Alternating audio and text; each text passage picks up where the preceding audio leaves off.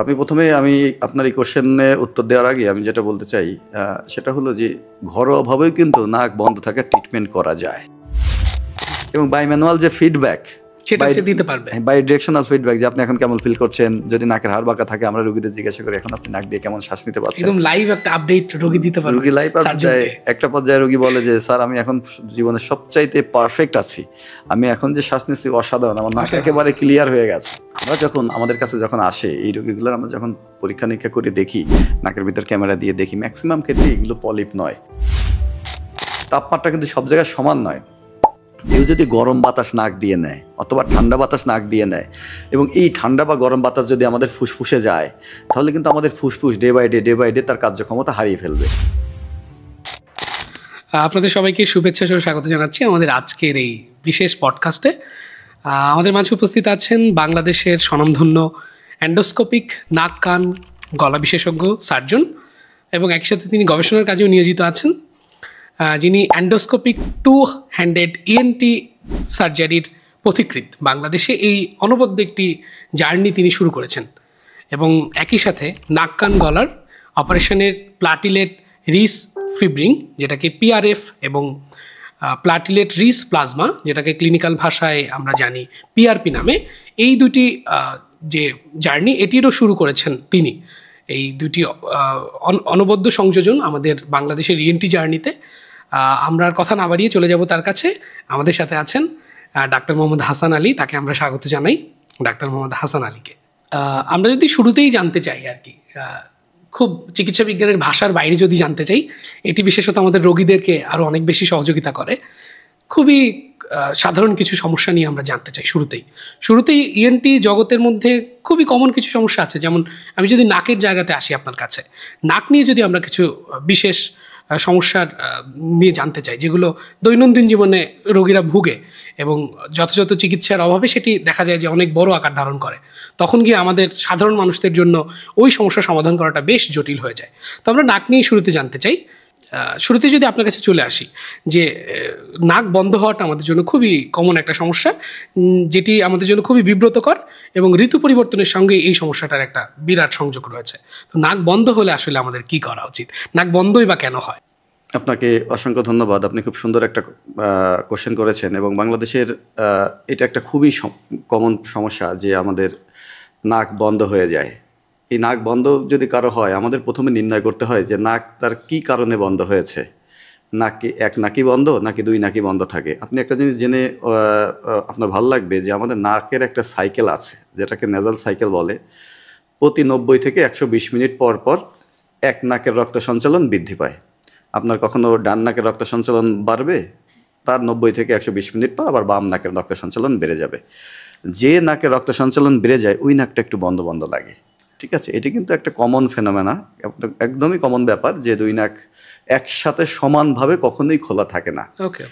কিন্তু কারো যদি এরকম হয় যে তার কন্টিনিউয়াস দুই নাকই বন্ধ থাকে অথবা এক নাক তার কন্টিনিউয়াস বন্ধ থাকে, আমরা যে বলেছি 90 থেকে 120 মিনিট পর পর বন্ধ হবে, কিন্তু তার এরকম হচ্ছে না যে তার এক নাক বন্ধ আছে তো বন্ধ আছেই, বা দুই নাক বন্ধ আছে তো বন্ধ আছেই, এর সাথে নাক বন্ধর সাথে সাথে তার মাথা ব্যথা হয়, নাক দিয়ে পানি পড়ে, হাসি হয়, যদি এই সমস্যাগুলো থাকে তাহলে বুঝতে হবে যে তার নাকের ভিতর হয়তো কোনো সমস্যা আছে। বিভিন্ন সমস্যা থাকতে পারে, নাকের হাড় বাঁকা থাকতে পারে, নাকের মাংস বাড়া, নাকে পলিপ, এমনকি নাকে বিভিন্ন ধরনের টিউমার হয়, বিভিন্ন ধরনের জিনিস প্যাথোলজি রোগ নাকের ভিতর থাকতে পারে।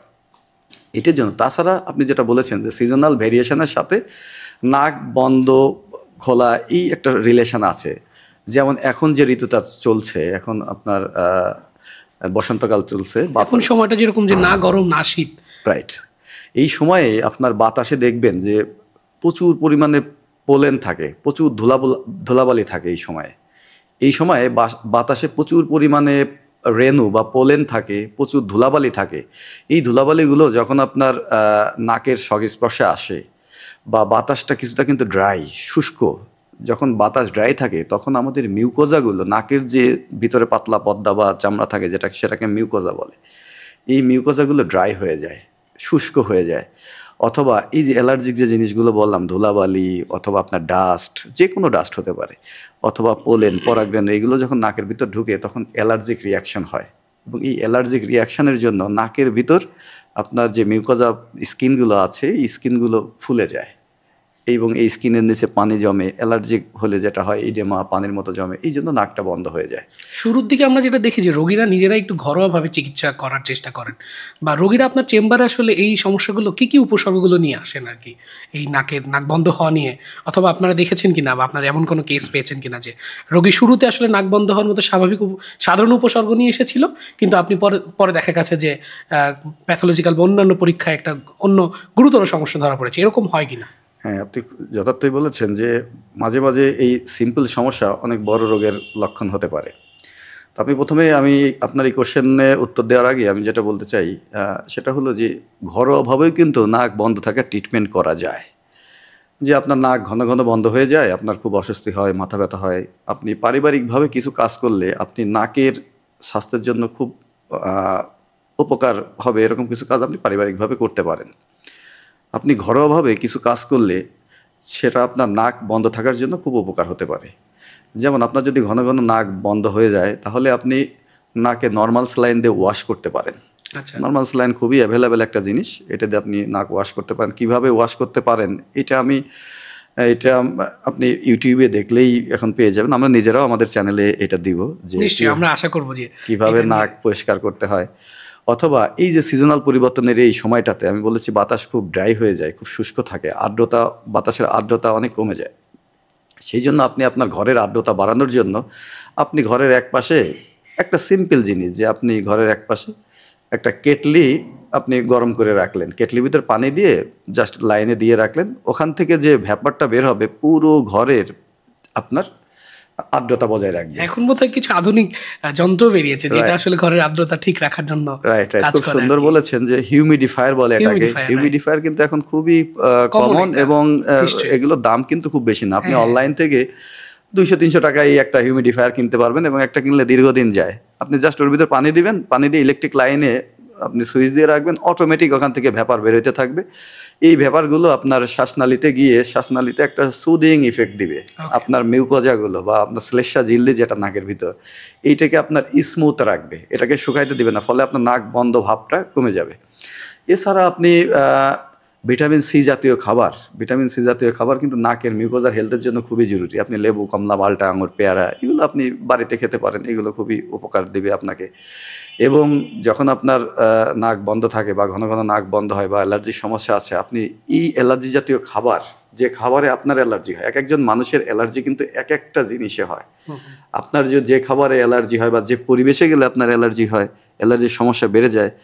অ্যালার্জির সমস্যা আপনি বিভিন্নভাবে এটা বাংলাদেশের সব মানুষই জানে যে তার অ্যালার্জির সমস্যা হলে কী কী সমস্যা হয়, এমনকি তার নাক বন্ধ হয়ে যেতে পারে। সেই খাবারগুলো বা এই পরিবেশগুলো সে পরিহার করে চলবে এবং বাইরে বের হইলে সে মাস্ক ব্যবহার করতে পারে, ধুলাবালি ভিতরে গেলে মাস্ক ব্যবহার করবে, অথবা যেখানে প্রচণ্ড রকম ধোঁয়া ওঠে, এমনকি চুলা থেকে রান্না করার সময় চুলা থেকে ইলেকট্রিক চুলা হোক বা যে কোনো হোক, এখানে যে বিভিন্ন তরকারি রান্না করার সময় যে আপনার ইয়েগুলো বাষ্পটা ওঠে, ড্রপলেটগুলো ওঠে, এগুলো কিন্তু আপনার অ্যালার্জিক ম্যানিফেস্টেশন বাড়াইতে পারে বা নাক বন্ধ বাড়াইতে পারে। সেই জন্য আপনি রান্না করার সময়, আমরা মায়েদের বা বোনদের, এনরাই তো বেশি রান্না করে থাকে, আমরা তাদেরকে বলবো যে আপনি যখন রান্না করেন তখন আপনার যদি অ্যালার্জির সমস্যা বা নাক বন্ধ থাকার সমস্যা থাকে তাহলে আপনি এটা বন্ধ রাখতে পারেন। অ্যালার্জির ওষুধের কিন্তু তেমন কোনো সাইড এফেক্ট নেই। এটা বাজারে ওটিসি ড্রাগ হিসেবে পাওয়া যায়, যে আপনি গিয়ে কিনতে পারবেন ডাক্তারের পরামর্শ ছাড়াই। আপনি গিয়ে অ্যালার্জির ওষুধ খেতে পারেন এবং অ্যালার্জি ওষুধের ডোজ বাংলাদেশের ম্যাক্সিমাম মানুষই জানে, এটা তেমন ডোজ প্রয়োজন নেই।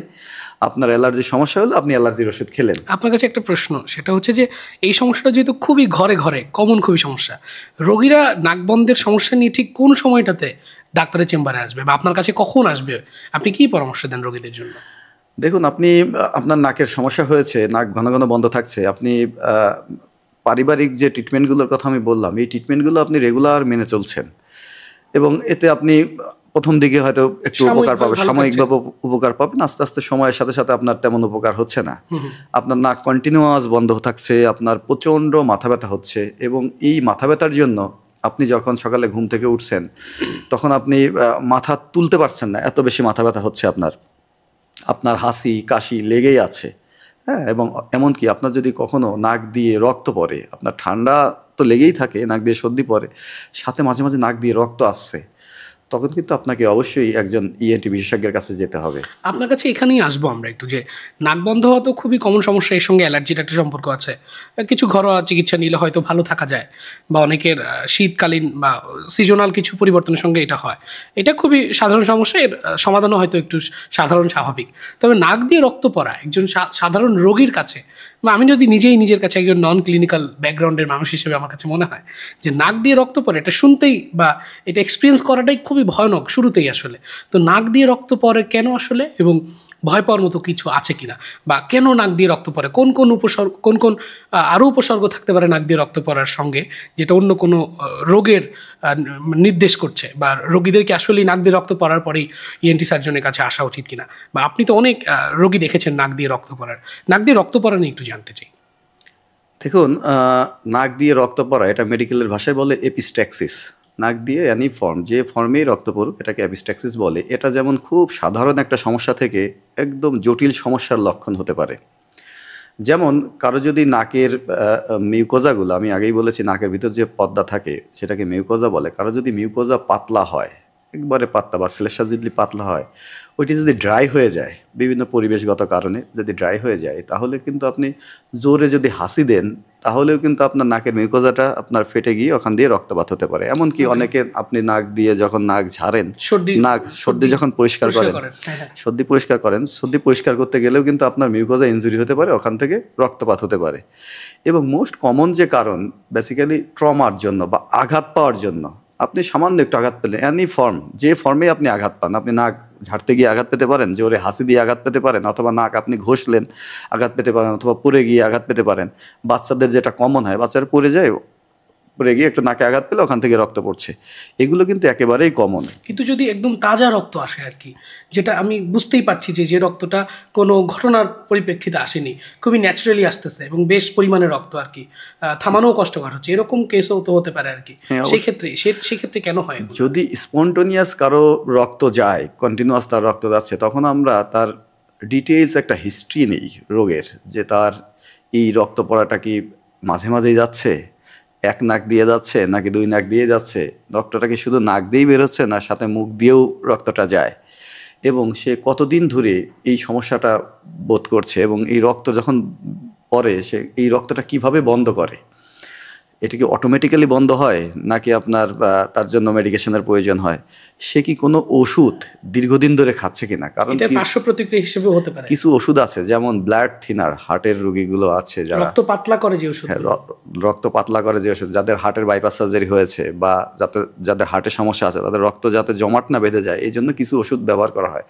যেমন আপনার অ্যাসপিরিন গ্রুপের কিছু ওষুধ আছে, ওয়ারফেরিন, হেপারিন, এই টাইপের কিছু ওষুধ আছে। এই ওষুধগুলো কিন্তু হার্টের রোগীরা ক্রনিক্যালি ব্যবহার করে, দীর্ঘদিন বছর পর বছর ব্যবহার করে, তাদের সুস্থতার জন্যই এটা ব্যবহার করে। কিন্তু এই ওষুধের সাইড ইফেক্ট হলো, এই ওষুধের জন্য আপনার নাক দিয়ে রক্ত পড়তে পারে। যখন এইরকম একটা রোগী আমাদের কাছে আসে, আমরা একটা হিস্ট্রি নেওয়ার পরে তার ক্লিনিক্যাল এক্সামিনেশন করি। ক্লিনিক্যাল এক্সামিনেশনের ভিতর আমরা হেডলাইট দিয়ে তার নাকের ভিতর দেখি, যতটুকু দেখা যায়। আসলে হেডলাইট দিয়ে অত ভালো দেখা যায় না। আমরা নাকের ভিতর বেসিক্যালি এন্ডোস্কোপ নামে এক ধরনের ক্যামেরা নাকের ভিতর দিয়ে আমরা পুরো নাক পরীক্ষা করে দেখি যে তার নাকের এমন কোনো রোগ আছে কিনা যার জন্য নাক দিয়ে রক্ত পড়ছে। যেমন বিভিন্ন কারণে কিন্তু নাক দিয়ে রক্ত পড়তে পারে।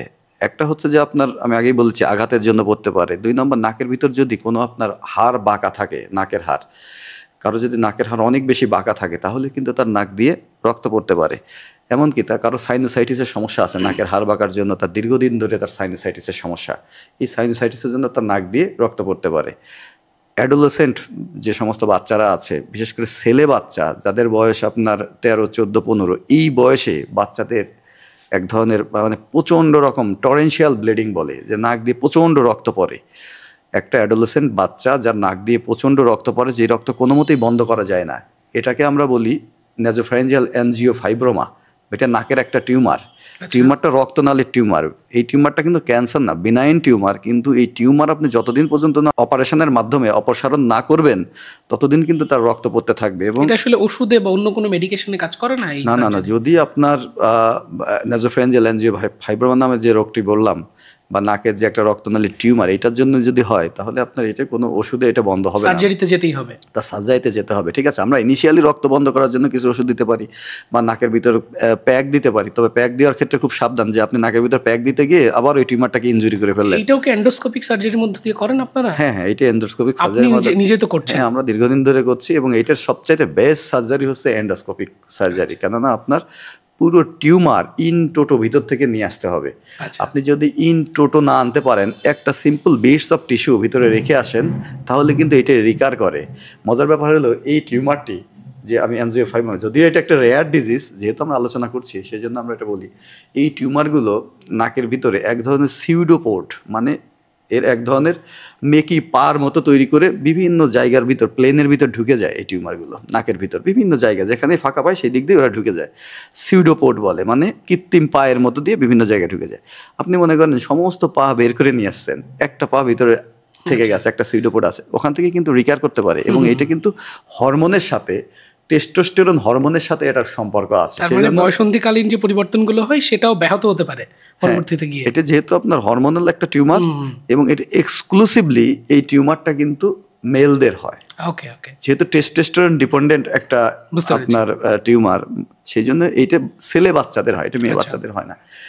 এছাড়াও নাকের রক্ত পড়ার অন্যতম, যদি বড় মানুষ হয় তাদের, সে যদি আমাদেরকে বলে যে আমার নাক দিয়ে রক্ত পড়ে, আমরা চিন্তা করি যে তার প্রেশারের কি অবস্থা। কেননা প্রেশার যদি কারো যদি উচ্চ রক্তচাপ থাকে, এইটা কিন্তু বড়দের ক্ষেত্রে কমন, ছোটদের ক্ষেত্রে সবচাইতে কমন। যেমন নাকে আঘাত পাওয়ার কারণে নাক দিয়ে রক্ত পড়া, বড়দের ক্ষেত্রে আপনার উচ্চ রক্তচাপ হচ্ছে নাক দিয়ে রক্ত পড়ার কমন কারণ। যখন একটা বৃদ্ধ রোগী আমাদের কাছে আসে, আমরা যখন তার নানাবিধ পরীক্ষা নিরীক্ষা করে দেখি যে না, তার নাকের ভিতর তেমন কোনো সমস্যা নাই, কোনো টিউমার নাই, হাড় বাঁকা নাই, বা কোনো মাংস বৃদ্ধি, এই ধরনের সাইনাসাইটিস, এই ধরনের কোনো সমস্যা নাই, কোনো ওষুধের পার্শ্ব প্রতিক্রিয়া হিসেবে হচ্ছে না, কোনো ওষুধের পার্শ্ব প্রতিক্রিয়া হিসেবে হচ্ছে না, তখন আমরা তার হিস্ট্রি নিই যে আপনার কি প্রেশারের সমস্যা আছে কিনা, আপনি প্রেশারের ওষুধ ঠিক মতো খান কিনা, এখন প্রেশার কন্ট্রোলে আছে কিনা। তখন আমরা প্রেশার চেক করলে দেখি প্রেশারটা অনেক বেশি।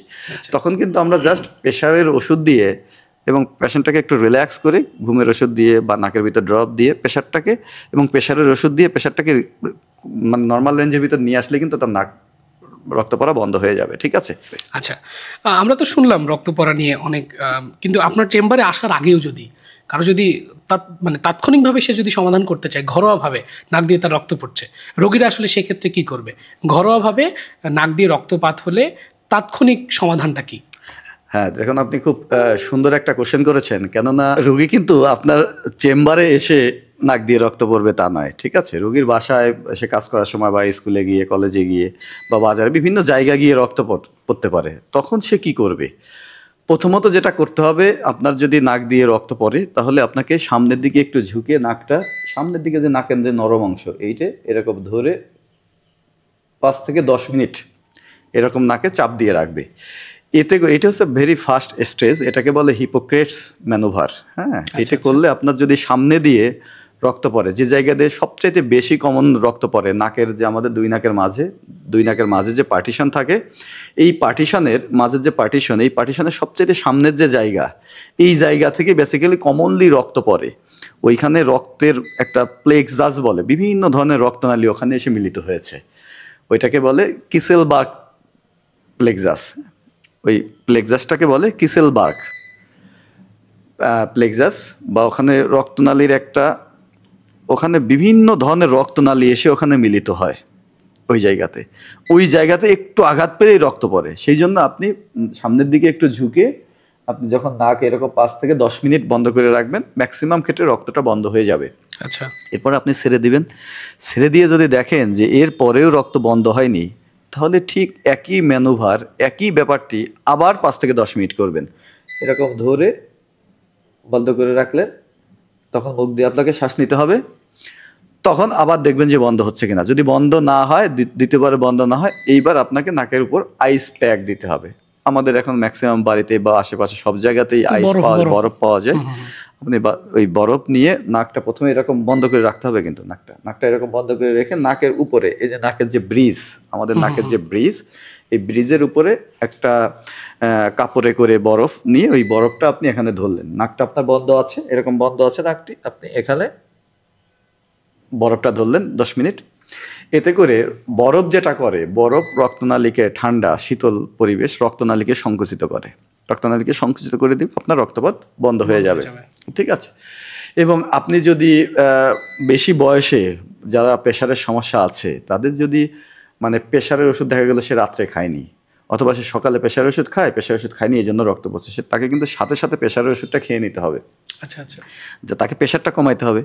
বাসায় যদি আপনার বা আশেপাশে যদি নাকের বিভিন্ন ডিকনজেস্টেন্ট ড্রপ বাংলাদেশে পাওয়া যায় বিভিন্ন নামে, অ্যান্টাজল, আফরিন, এটা বাংলাদেশের সব মানুষই জানে। এই নাকের ড্রপ আপনি নাকে ব্যবহার করতে হবে একটু বেশি করে, 5 ফোঁটা নাকের ড্রপ, 2 নাকে, এই নাকে 5 ফোঁটা, এই নাকে 5 ফোঁটা, 2 নাকে 5 ফোঁটা করে দিয়ে দিলেন। এই নাকের ড্রপটা রক্তনালীকে সংকুচিত করে আপনার রক্তপাত বন্ধ করে দিবে।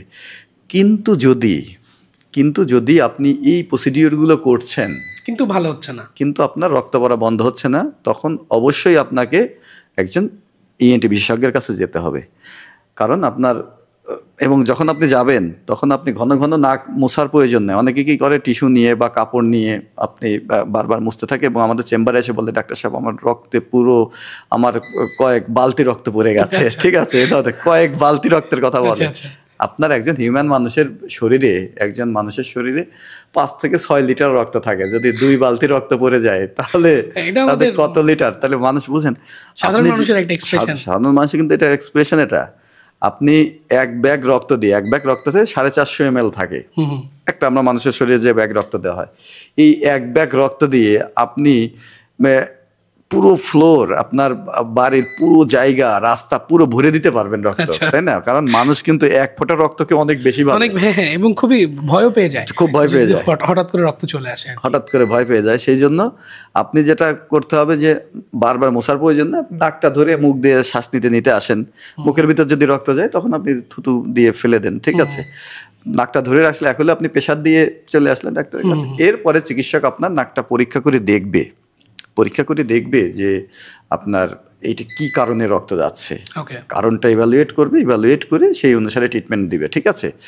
প্রথমত যেটা করে চিকিৎসকের কাছে আসলে, প্রথমত আমরা নাকের ভিতর প্যাক দিই, এক ধরনের প্যাক দিই। এখন খুব আধুনিক প্যাক পাওয়া যায়, মেরোসেল পাওয়া যায়। হ্যাঁ, নাকের ভিতর তেমন ব্যথা হয় না, কষ্ট হয় না।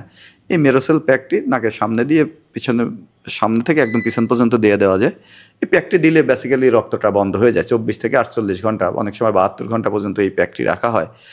যদি মাত্রা অত বেশি না হয় বা নাকের ভিতর কোনো টিউমার এই জাতীয় জিনিস না থাকে, তাহলে 24 ঘন্টা পরে ইউজুয়ালি ভালো হয়ে যায়। সাথে কিছু ওষুধ দিতে হয়, নাকের ড্রপ দিতে হয়, অ্যান্টিবায়োটিক দিতে হয়। অনেক সময় অ্যান্টিবায়োটিক লাগতে পারে যদি ইনফেক্টিভ কারণে কোনো কারণে যায়। সাইনোসাইটিসের জন্য যেটা বললাম যে সাইনোসাইটিস আছে, সাইনোসাইটিস খুব সিভিয়ার একজন মানুষের সাইনোসাইটিস আছে, যার জন্য তার রেগুলার যাচ্ছে, এবং এই রোগীগুলো কিন্তু অ্যান্টিবায়োটিকই প্রয়োজন হয়। ঠিক আছে। অথবা একজন মানুষের নাকের হাড় বাঁকা আছে, তাহলে আমরা তাকে পরবর্তীতে অপারেশনের কথা বলি। নাকের ভিতর টিউমার আছে বিভিন্ন, যদি আমি যেটা বলেছিলাম যে অ্যাডোলেসেন্ট বয়সে যে টিউমারটা হয়, নাসোফ্যারিঞ্জিয়াল অ্যানজিওফাইমা, 12, 13, 14, 15 বছর, এই বয়সে টিন এজে ইউজুয়ালি এটা হয়, যখন আমাদের বয়স সন্ধিকাল হয়, তখন কিন্তু এটা অপারেশন ছাড়া কোনো উপায় নেই। ওকে, আমরা যেটা বুঝতে পারলাম যে নাকের দিয়ে রক্ত পড়লে এটা ঘরোয়া কিছু চিকিৎসা দিলেই বন্ধ হওয়ার কথা। তবে যদি না বন্ধ হয় রক্ত পড়া, তাহলে ইএনটি সার্জনের কাছে বা আপনার কাছে রোগীরা আসতে পারেন, এবং সেক্ষেত্রে সমাধান করাটাও বেশ সহজ যদি অন্য কোনো অসুবিধা না থাকে। আমরা ওই সমস্যাগুলো নিয়ে একটু জানবো আর কি। তবে রক্তপড়া নিয়ে আরেকটা সর্বশেষ প্রশ্ন আছে, সেটি হচ্ছে যে তাজা রক্ত যেরকম নাক দিয়ে আসে, আরেক রকম রোগীদের আমরা অভিজ্ঞতা শুনতে পাই যে রোগীরা বলেন অধিকাংশ সময় যে সর্দির সঙ্গে রক্ত লেগে আসছে। সেই রক্তটা অনেক রক্ত এরকম না, 2-1 ফোঁটা রক্ত বা একটু কালচে ধরনের রক্ত সর্দির মাঝে মাঝে আসছে, নিয়মিত বেসিসে নাও আসতে পারে। তো সর্দি বা শ্লেষার সঙ্গে যে রক্ত আসে, এইটা আসলে কতখানি গুরুতর বা কেন হয় আসলে সর্দির সঙ্গে লেগে আসা রক্ত? দেখুন, আমাদের নাকের চারপাশ দিয়ে কিছু ফাঁকা জায়গা আছে, হাড়ের ভিতর বায়ু কুঠুরির মতো আছে, যেটাকে বলে সাইনাস। এই সাইনাসের ভিতর কিন্তু আমাদের সর্দি তৈরি হয়। ঠিক আছে। এই সর্দিগুলো ইউজুয়ালি প্রত্যেক দিনই তৈরি হচ্ছে, প্রত্যেকটা মানুষেরই সর্দি তৈরি হয়, এবং এইটা মিউকোসিলিয়ারি বিট আছে, এই বিটের মাধ্যমে এটা আস্তে আস্তে নাকের পিছন দিক দিয়ে পেটে চলে যায়। আমরা টেরও পাই না, ঠিক আছে? কোনো কারণে এই যে সাইনাসগুলো, এই সাইনাসগুলোর মুখ যদি বন্ধ হয়ে যায়, তাহলে অবস্ট্রাকশন হয়, তাহলে ওখানে এই সিক্রেশনগুলো জমে, ওখানে ইনফেকশন হয়, ইনফেকশন হয়ে সাইনোসাইটিস হয়। এবং এই সাইনোসাইটিসের জন্য ওখানে যেমন সর্দি জমে গেল, সর্দি জমে, এবং এই সর্দির সাথে আপনি জানেন যে সর্দি যখন নেজাল সাইনাসের সিক্রেশন এবং আপনার ব্যাকটেরিয়াল ইনফেকশন, এই দুইটা মিলে আপনার এই সর্দিটা হয়। এই সর্দি যখন আপনি ফেলতে যান, তখন কিন্তু আপনার সর্দির সাথে রক্ত যেতে পারে, মিউকোজা ইনজুরি হতে পারে, নাকের ভিতর যে শ্লেষ্মা ঝিল্লি, এটা ইনজুরি হতে পারে। এটা ইনজুরি হয়ে রক্ত যায়, সেটা সর্দির গায়ে লেগে যায়, ঠিক আছে? এইটার জন্য আমরা যদি সর্দির সাথে যাই, তাহলে আমরা অ্যান্টিবায়োটিক ব্যবহার করতে হয়, ডাক্তারদের পরামর্শ মতো অ্যান্টিবায়োটিক ব্যবহার করতে হয়। নাকের ডুসিং, আমি নর্মাল স্যালাইন দিয়ে ডুসিং করতে পারি, অনেক সময় নাকের ড্রপ, স্প্রে, অ্যান্টিহিস্টামিন টাইপের যে ওষুধগুলো আছে, ফেক্সোফেনাডিন, তারপরে আপনার মোনাস বা হিস্টাসিন, এই টাইপের ওষুধ দিতে হয়। এই টাইপের ওষুধ দেওয়ার পরে যদি রোগী ভালো হয়ে যায়, that is well and good. কিন্তু যদি তার মাঝে মাঝে এরকম হয়, সাইনোসাইটিস, তার কোনো মতেই পারিবারিক ট্রিটমেন্টে বা কনজারভেটিভ ট্রিটমেন্ট যেটাকে বলি আমরা, ওষুধের মাধ্যমে ট্রিটমেন্ট করছে, ভালো হচ্ছে না, সেক্ষেত্রে কিন্তু তাদের সার্জারির প্রয়োজন হতে পারে। আমরা এন্ডোস্কোপিক্যালি দেখে নাকের ভিতর ফাংশনাল এন্ডোস্কোপিক সাইনাস সার্জারি নামে এক ধরনের সার্জারি আছে, যে সার্জারি করে আমরা প্রত্যেকটা সাইনাস, নাকের ভিতর যে সাইনাসগুলো আছে, আমাদের মুখের পাশ দিয়ে আছে ম্যাক্সিলারি সাইনাস, চোখের পাশ দিয়ে আছে, কপালের উপর দিয়ে এই দিক দিয়ে থাকে, ঠিক আছে? এই সাইনাসগুলোর ওপেনিংটা, যেদিক দিয়ে সিক্রেশন পড়ে, যে দরজা আছে, এই দরজাটাকে আমরা ওয়াইড ওপেন করে দিই, যাতে ওর ভিতর সিক্রেশনগুলো জমা না বাঁধে। ওর ভিতর সিক্রেশন তৈরি হলে অটোমেটিক ড্রেন হয়ে যায়। এই ড্রেন করার জন্য আমরা জায়গাটা বড় করে দিই। এই যে অপারেশন, এটাকে বলে ফাংশনাল এন্ডোস্কোপিক সাইনাস সার্জারি। এইটাও এন্ডোস্কোপি মেশিন দিয়ে করে, এটা এন্ডোস্কোপিক মেশিন, এবং এটা খুবই আধুনিক অপারেশন, বাইরে কোনো কাটাছাড়া কোনো প্রয়োজন নাই। অর্থাৎ রোগী ব্যথা পাবেন না। রোগী তো অবশ্যই, আপনার যে অপারেশনই করেন আপনি, ঠিক আছে, আপনি যদি রোগী অপারেশনের সময় ব্যথা পায়, তাহলে কিন্তু রোগী আপনাকে অপারেশন করতে দিবে না। আচ্ছা, ঠিক আছে? আমরা এই অপারেশনটা পরিপূর্ণ অজ্ঞান করে করি, অথবা এখন আমরা খুবই অত্যাধুনিকভাবে এবং আমাদের অত্যাধুনিক প্রযুক্তির মাধ্যমে, অত্যাধুনিক ক্যামেরা সিস্টেমের মাধ্যমে আমরা অপারেশন করছি।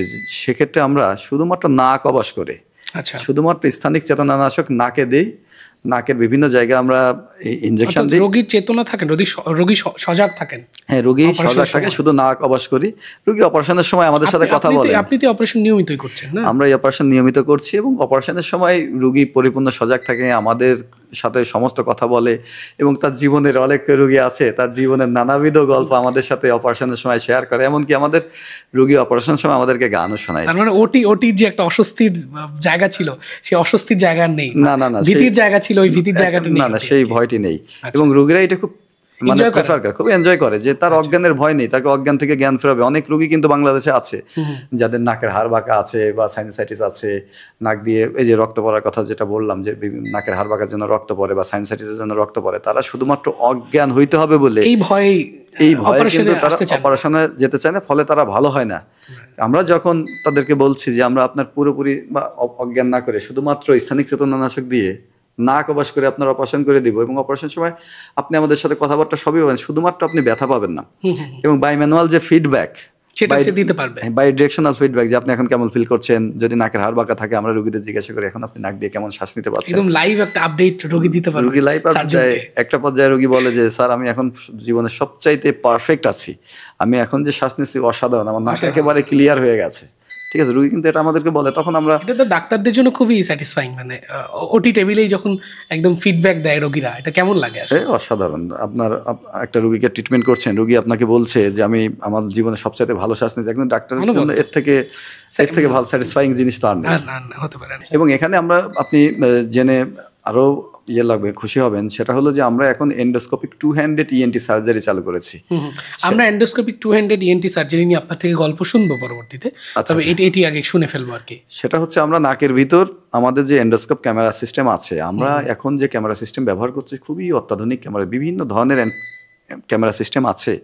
আমরা এখন যেটা ব্যবহার করছি অলিম্পাসের ক্যামেরা সিস্টেম, এটা কিন্তু খুব অসাধারণ। আপনি রিয়েল টাইম যে ছবি পাবেন, এইটা খুবই অনবদ্য ছবি, একদম মাইনুট ডিটেইলস, নাকের ভিতর যে ছোট ছোট প্যাথোলজি, ছোট ছোট সমস্যা, এমনকি আপনি রক্তনালীর ভিতর যে রক্ত চলছে, আপনি যদি জুম করেন, তাহলে আমাদের যে কৈশিক জালিকা বা ক্যাপিলারির ভিতর যে আরবিসি চলছে, এই আরবিসির মুভমেন্ট পর্যন্ত আপনি দেখতে পাবেন আমাদের এই ক্যামেরা সিস্টেম দিয়ে। আচ্ছা, ফলে আপনি নাকের ভিতর ক্যামেরা সেট করে 2 হাত দিয়ে সমানভাবে কিন্তু আপনি অপারেশন করতে পারছেন, আপনার কন্ট্রোলটা অসাধারণ হয়। একটা সব্যসাচী মেশিন আর কি। হ্যাঁ হ্যাঁ হ্যাঁ, আপনি এইটা হচ্ছে এন্ডোস্কোপিক টু হ্যান্ডেড। আচ্ছা, আর একটা পদ্ধতি আছে এন্ডোস্কোপিক অপারেশন, যে আপনি এক হাত দিয়ে ক্যামেরা ধরলেন আর এক হাত দিয়ে অপারেশন করলেন, এটাও আপনার ভালো, কিন্তু এই হাতে কন্ট্রোলটা আপনার ওই রকম হয় না। আচ্ছা। আপনার সবসময় ক্যামেরা মুভ করছে, একটা মুভিং পিকচার আসে, কন্ট্রোলটা ওই রকম হয় না। কিন্তু যদি আপনি ক্যামেরাটা ফিক্স করে নিতে পারেন এন্ডো হোল্ডার দিয়ে, এবং আপনি এইবার দুই হাত আপনার ফ্রি, সমানভাবে অপারেশন করছেন। এমনকি অপারেশনের সময় যে আমাদের যে অ্যাসিস্ট্যান্ট থাকে,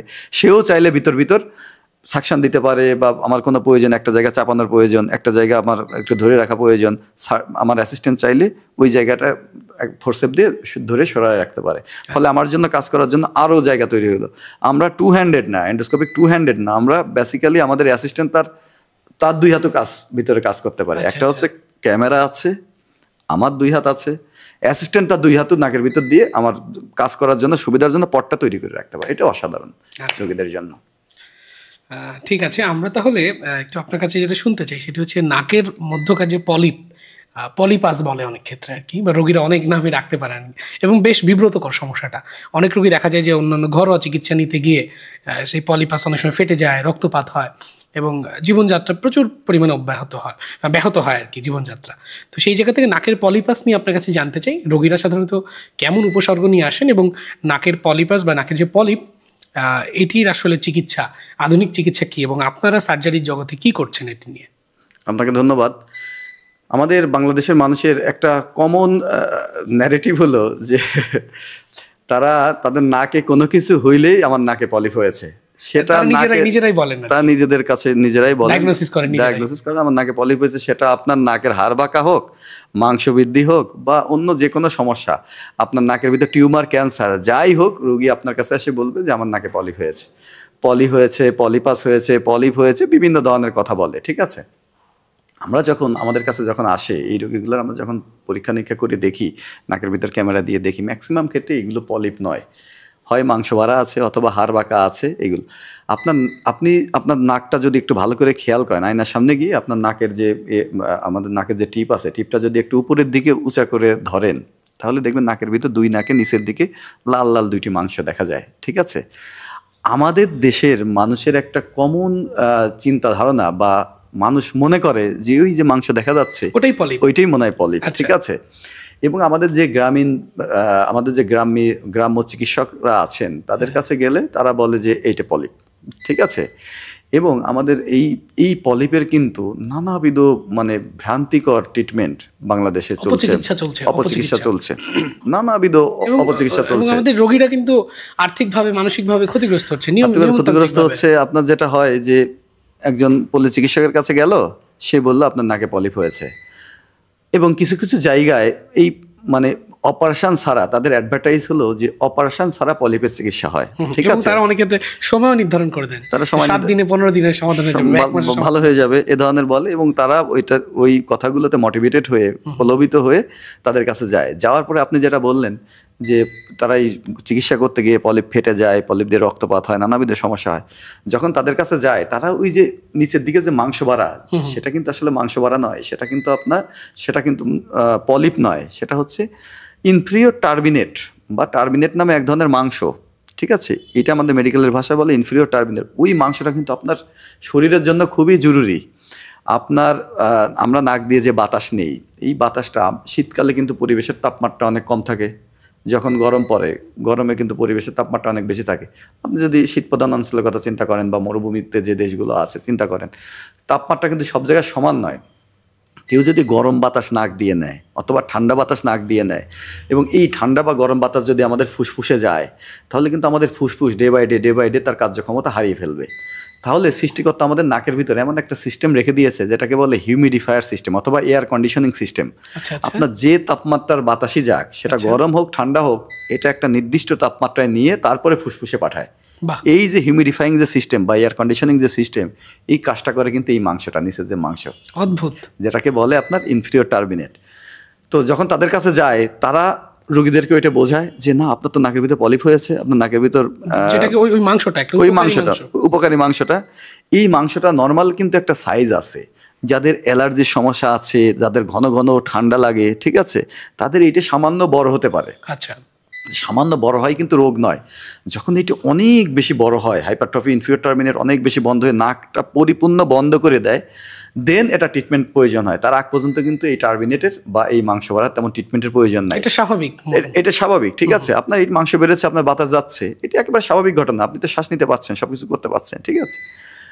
ফলে তাদের কাছে গেলে তারা নাকের ভিতর এক ধরনের অ্যাসিড দেয়, বিভিন্ন ধরনের অ্যাসিডিক সাবস্ট্যান্স, হ্যাঁ, নাইট্রিক অ্যাসিড, সালফিউরিক অ্যাসিড, এই টাইপের অ্যাসিড নাকের ভিতর দেয়। আপনি সরাসরি দিয়ে দেয়, ড্রপার দিয়ে ওই যে মাংসটা দেখা যায়, যে লাল মাংসটি দেখা যায়, তাই মাংসের উপর মাংস অ্যাসিডটা দেয়। আর অ্যাসিডের ধর্ম হলো বার্ন করে দিবে, পুড়িয়ে দিবে, পুড়িয়ে মাংসটা ছোট করে দেয়।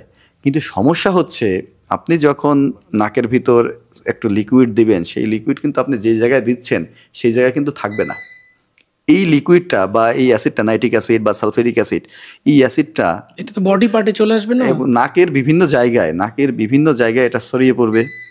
ফলে আপনার যদি নাকের এই সামনের স্কিনে লাগে, আমাদের নাকের যে সামনের যে স্কিন, এই স্কিনটাকে বলে ভেস্টিবুল, আপনার যদি এই ভেস্টিবুলে লাগে, অ্যাসিডটা বার্ন করবে, বার্ন করার ফলে এই নাকের যে আপনার যে নাকের যে মুখটা, হ্যাঁ, ভেস্টিবল, এটা স্টেনোসিস হয়ে যাবে, এটা চিকুন হয়ে যাবে, অনেক ক্ষেত্রে বন্ধ হয়ে যায়। আমরা অনেক রোগী পেয়েছি যে অ্যাসিড দেওয়ার জন্য নাকের ছিদ্রটা ছোট হয়ে গেছে অথবা একেবারে বন্ধ হয়ে গেছে, পুরো বন্ধ হয়ে গেছে। এটাকে বলে নেজাল ভেস্টিবুলার স্টেনোসিস, এবং পরবর্তীতে এটা অপারেশন করে সোজা করা খুবই কঠিন। তবে সবচাইতে কমন যেটা হয়, এই অ্যাসিড দেওয়ার ফলে আপনার নাকের, আপনি জানেন নাক এরকম একটা ছিদ্র, এর একটা দুইটা ওয়াল আছে, দুইটা সাইড ওয়াল আছে, একটা আছে ভিতরের দিকে, একটা বাইরের দিকে। যখন আপনি এইখানে মাংস বেড়েছে, আপনাদের সোকল্ড মাংস বেড়েছে, এখানে যখন অ্যাসিড দিচ্ছেন, এই অ্যাসিডটা এইটে পুড়িয়ে এবং সাইড অংশ পুড়িয়ে ভিতরে দুইটা ওয়াল একবার লাগিয়ে দেয়, এটাকে সাইনেকিয়া বলে। ফলে আপনার যে ভালো হওয়া তো দূরের কথা, আপনার নাকের জায়গা আরো কমে যাবে, ঠিক আছে। কিছু কিছু ক্ষেত্রে শুধুমাত্র সামনের দিকে বার্ন হয়, পিছনের দিকে বার্ন তো তারা বুঝতে পারছে না, পিছনে কতটুকু বার্ন হয়েছে, কতটুকু বন্ধ হয়েছে। পরের বার যখন রুগী যায়, রুগী বলে যে আপনি আমার নাকতে ট্রিটমেন্ট করলেন, বললেন যে অপারেশন ছাড়া ট্রিটমেন্ট করলে, অপারেশন ছাড়া আমাকে ভালো করে দিবেন, কিন্তু আমি তো এখন নাক দিয়ে শ্বাস নিতে পারি না। এরা তখন কি করে, টর্চ দিয়ে বা কোনো লাইট দিয়ে দেখায়, এই দেখেন আপনার যে মাংস আগে বাড়া ছিল, এখন তো সেই মাংস নাই। আসলে তার সামনেরটা পুড়ে দেখা যাচ্ছে কমে গিয়েছে, পুড়লে তো কমবেই, কিন্তু পিছনের দিকে তার সাইনেকিয়া হয়ে গেছে, পিছনের দিকে তার বড় কোনো সমস্যা তৈরি হয়েছে। এই জন্য তার নাকের মানে শ্বাস ক্লিয়ার হওয়ার তো দূরের কথা, নাক আরো বন্ধ হয়ে যায়, এমনকি নাকের ভিতর সাইনোসাইটিস হয়, অনেক ধরনের সমস্যা হয়, ওখান থেকে আরো নতুন নতুন সমস্যা তৈরি হয়, রোগীরা যারা এরকম পলিপাস নিয়ে আসে, আসলেই যাদের পলিপাস বা আসলেই যাদের পলিপ থাকে, সেই ডায়াগনোসিস আপনারা কিভাবে করেন বা এটা চিকিৎসা প্রক্রিয়াটা কি? বেসিক্যালি আমরা নাকের পলিপ নির্ণয়ের জন্য গোল্ড স্ট্যান্ডার্ড যদি টেস্ট বলে থাকি, যদি আপনি ভিজুয়ালি দেখে নির্ণয় করতে চান, আমরা নাকের ভিতর এক ধরনের এন্ডোস্কোপ দিয়ে আমরা বড় মনিটরে ক্যামেরায় দেখি।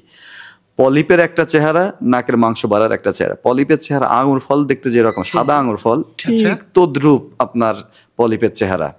লালচে হবে না পলিপ, ওই রকম লালচে হবে না, ঠিক আছে। আঙুর ফলের মতো একটু সবুজাভ, ঠিক আছে। আর লালচে বা নীলাভ যে মাংস, এটা কিন্তু টার্বিনেট, ঠিক আছে। আমরা এটা ক্যামেরায় দেখেই বুঝতে পারি, ঠিক আছে। এবং নাকের পলিপ কিন্তু আর কিছুই নয়, নাকের পলিপ হচ্ছে, আমি বলেছি, নাকের ভিতর যে মিউকোজা থাকে বা শ্লেষ্মা ঝিল্লি থাকে, নাকের ভিতর যে স্কিন, যে পর্দাটা থাকে, এই পর্দায় পানি জমে পর্দাটা ফুলেই কিন্তু আপনার এই আঙুর ফলের মতো শেপ নেয়, সেটাকে আমরা পলিপ বলি। আচ্ছা, নতুন কোনো কিছু তৈরি হয় না ওখানে? আর ওই মিউকোজার ইডেমা, মিউকোজার ইনফ্লামেশন, মিউকোজাটা ফুলে গোল বলের মতো হয়, সেটাকে পলিপ বলে। হ্যাঁ, এই পলিপটা বেসিক্যালি দুই ধরনের পলিপ আছে নাকের ভিতর। একটা হচ্ছে এন্ট্রোকোয়ানাল পলিপ, ঠিক আছে। এটা হচ্ছে আমরা যে ম্যাক্সিলারি সাইনাস বলেছি, এখানে যে ফাঁকা জায়গা আছে মুখের, এইখানে যে পলিপটা তৈরি হয়, এই পলিপটা তৈরি হয়ে আস্তে আস্তে নাকের ভিতরে আসে, নাক দিয়ে নাকের পিছন দিকে যায়। আমরা যে এখানে যে সাইনাস, এটার বায়ুকুঠুরি, হ্যাঁ, সাইনাস, এটার নাম হচ্ছে অ্যান্ট্রাম, ম্যাক্সিলারি অ্যান্ট্রাম। সেই জন্য এটার নাম অ্যান্ট্রো। আর কোয়ানাল মানে নাকের পিছনের যে ফাঁকা জায়গা, যেদিক দিয়ে বাতাস যায়, এটাকে বলে কোয়ানা। তাহলে যেহেতু অ্যান্ট্রাম থেকে তৈরি হয়ে কোয়ানার দিকে যায়, সেই জন্য এটার নাম হচ্ছে অ্যান্ট্রোকোয়ানাল পলিপ। এটা একটা টাইপ। আর একটা আছে ইথময়েডাল পলিপ। আমাদের এখানে ইথময়েড সাইনাস আছে চোখের পাশ দিয়ে নাকের উপর দিকে, এই জায়গাগুলোতে থাকে, এই জায়গাগুলোতে যে ফাঁকা জায়গা থাকে, এটাকে বলে ইথময়েড সাইনাস। এই সাইনাসে যে পলিপগুলো হয়, এগুলোকে বলে ইথময়েডাল পলিপ। একটা জিনিস মনে রাখবেন, সেটা হলো যে আপনার আমাদের ম্যাক্সিলারি সাইনাস বা বায়ুকুঠুরি, এখানে যে সাইনাসগুলো আছে অ্যান্ট্রামে বা অ্যান্ট্রোকোয়ানাল পলিপ যেটা বলেছি, এটি ইউজুয়ালি ইনফেকশনের কারণে হয়। আচ্ছা, আর যে ইথময়েডাল পলিপ, আমাদের চোখের পাশ দিয়ে যে সাইনাসগুলো আছে উপরের দিক থেকে যে আঙুরের মতো যে পলিপগুলো ঝুলতে থাকে, এগুলো কিন্তু আপনার ইথময়েডাল পলিপ। এগুলো হয় হচ্ছে অ্যালার্জির জন্য হয়, যাদের অ্যালার্জির সমস্যা আছে, যারা ধুলাবালির ভিতর যায়, এবং এইটা একটু বয়স্ক মানুষের বেশি হয়, ঠিক আছে। এখন একটা পলিপের রুগী যখন আমাদের কাছে আসে, তখন আমরা প্রথমে কনজারভেটিভ বা ওষুধের মাধ্যমে চেষ্টা করি যে এই পলিপকে কমানো যায় কিনা।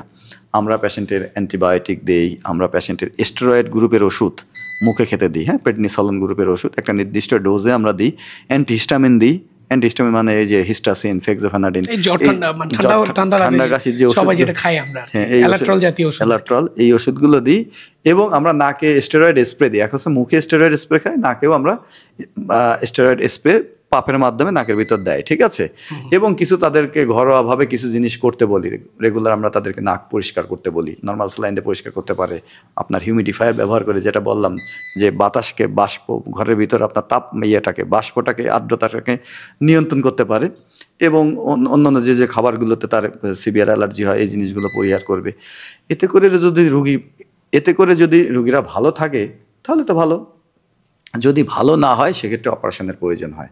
এবং অপারেশনের ক্ষেত্রে সবচাইতে আগের দিনে আমরা আলো দিয়ে, মাথায় হেডলাইট দিয়ে নাকের ভিতর যতটুকু দেখা যেত ওইটুকু দেখে পলিপ আমরা নিয়ে চলে আসতাম, ঠিক আছে।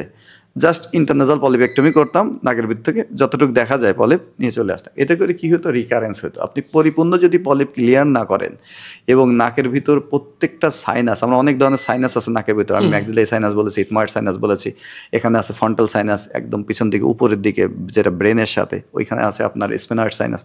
এই সাইনাসগুলোতে যে পলিপগুলো তৈরি হয়, এই পলিপগুলো যদি পরিপূর্ণ আপনি না নিয়ে আসেন, এবং এই সাইনাসগুলোতে যদি বায়ু চলাচল, বাতাসের চলাচল যদি আপনি 100% ক্লিয়ার না করতে পারেন, তাহলে কিন্তু আবার আপনার রিকার করবে, পলিপ আবার হবে। আগের যে চিকিৎসা প্রক্রিয়াটা ছিল সার্জারি, সেটা হচ্ছে যে আপনারা ওই যতটুকু আনা যেত আর কি সেটা বের করে আনতেন। রাইট। নিশ্চয়ই এখন একটা আধুনিক চিকিৎসা, আমরা এখন নাকের ভিতর ক্যামেরা দিয়ে, আমরা অত্যাধুনিক মাইক্রোডেব্রাইডার মেশিন ব্যবহার করে নাকের ভিতর ক্যামেরা দিয়ে দেখে প্রত্যেকটা জায়গা থেকে যেখানে যেখানে পলিপ আছে সব পলিপ নিয়ে আসছি।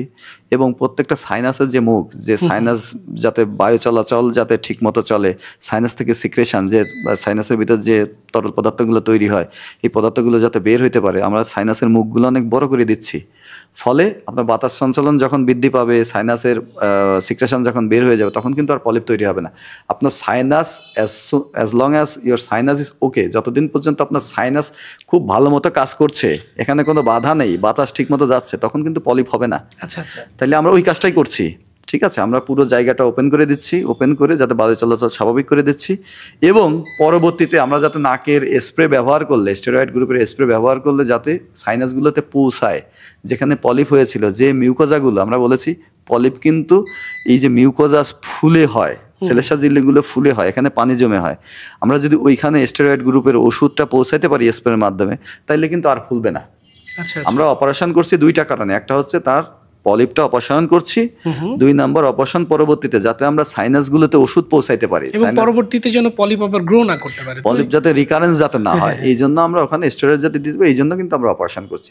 যদি আপনি এন্ডোস্কোপিক সাইনাস সার্জারি করেন এবং নিয়মিত আমরা যে পরবর্তীতে যে পরামর্শ দিই নাক ওয়াশ করার বা স্টেরয়েড স্প্রে ব্যবহার করার, এই জিনিসগুলো যদি আপনি ঠিকমতো করেন, তাহলে আর রিকারেন্স বা পুনরায় রোগী সুস্থ হয়ে যাবে, নিশ্চয়তা দেয়। হ্যাঁ, রোগী সুস্থ হয়ে যাবে, আর আপনার রিকার হওয়ার কোনো চান্স থাকবে না। অর্থাৎ আপনার এই পলিপ হওয়ার পরে যে অপারেশনগুলো, এন্ডোস্কোপিক যে সার্জারিগুলো, এগুলো নিয়মিত আপনি করছেন তো? হ্যাঁ, আমরা রেগুলার করছি, দীর্ঘদিন ধরে করছি, এবং আমাদের রোগীর ফিডব্যাক অসাধারণ।